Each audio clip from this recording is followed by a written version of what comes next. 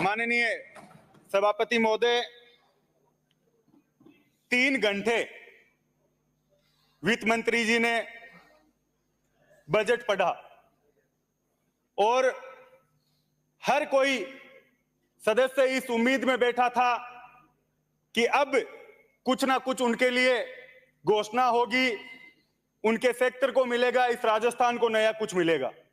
लेकिन माननीय सभापति महोदय, जिस तरह से भाजपा की सरकारें हमेशा करती आई है, पैसा है नहीं और बजट किस तरह से गुमराह राजस्थान की जनता को करें। 3 घंटे पढ़ा और उसमें से सिर्फ यही समझ में आया कि 20 हैंडपंप एक विधानसभा को मिलेंगे, बाकी सब कुछ गोल कर दिया, जो कि हमेशा प्रवृत्ति रही है। और पहली वित्त मंत्री बजट पढ़ रही थी और जैसा इससे पहले सदस्यों ने कहा, इनकी यशस्वी पूर्व मुख्यमंत्री, पहली महिला मुख्यमंत्री इस राजस्थान की, जिनका डरी जबान से कुछ सदस्य नाम ले रहे थे, वो सदन में मौजूद नहीं थी। सभापति महोदय, इससे बुरा कुछ हो नहीं सकता।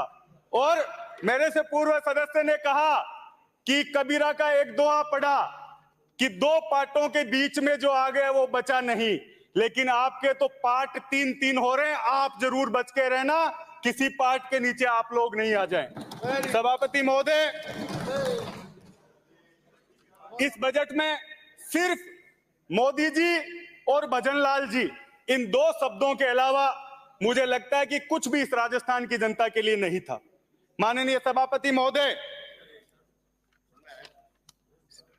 शिक्षा को लेकर बजट जो हमेशा से एक इस राजस्थान के लिए एक अच्छी मिसाल पेश हुआ, उस बजट में शिक्षा का नाम ही हटा दिया गया, उसको युवा विकास एवं कल्याण के साथ शामिल कर दिया गया।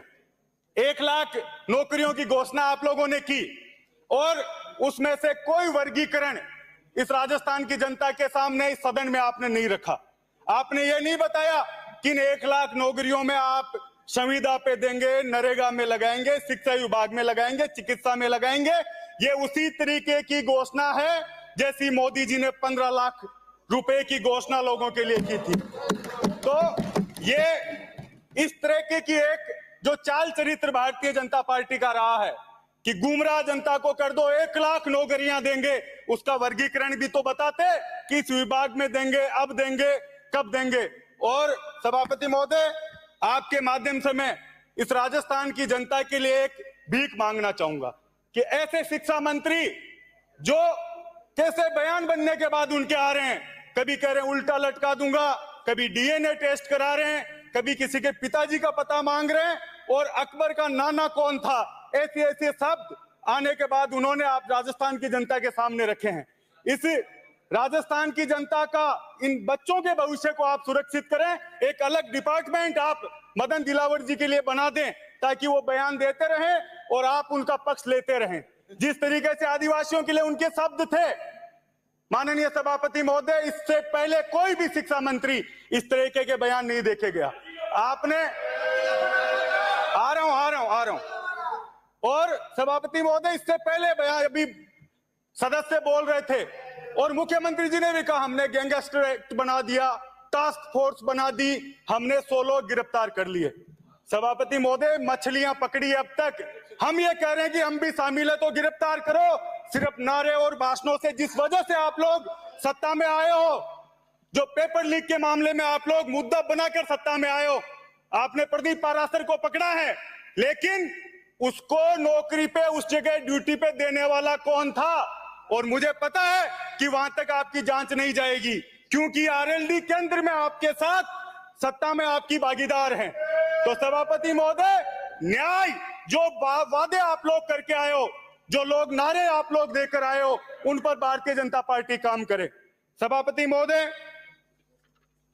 इस बजट को वित्त मंत्री जी और मुख्यमंत्री जी खड़े होकर राजस्थान की जनता से माफी मांगकर शुरू करते तो मैं समझता हूं कि वो न्याय इस जनता के साथ करते।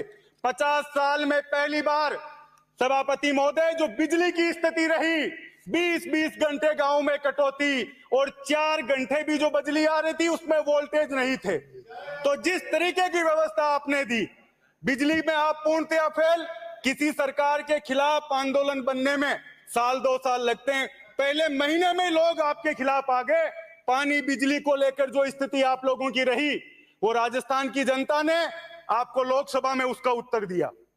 जिन अभी एक सदस्य संविधान को लेकर खड़े हो रहे थे, जो लोग 400 पार का नारा देकर नया संविधान बनाना चाहते थे, सभापति महोदय, मोदी जी के नाम का संविधान बनाना चाहते थे, उन लोगों को अंबेडकर जी की याद आई। ये मैं समझता हूं कि इस जनता ने करके दिखाया।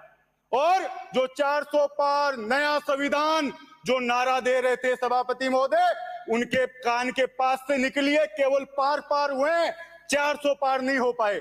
और सभापति महोदय, इस देश के किसान को, गरीब को, दलित को, अल्पसंख्यक को, जो इनकी डिक्शनरी में नहीं था भाजपा की में, उसको बार बार याद कर रहे हैं।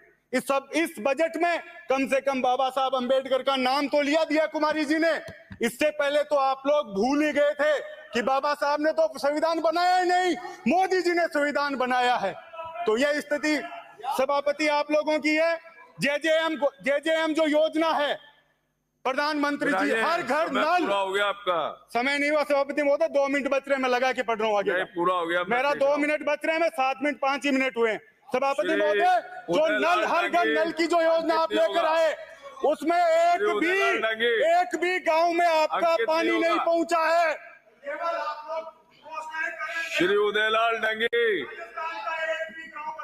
श्री गोपीचंद मीणा। माननीय सभापति महोदय, मेरे को बजट अंकित 2024-25 पर बोलने का मौका अवसर दिया, इसके लिए बहुत बहुत धन्यवाद।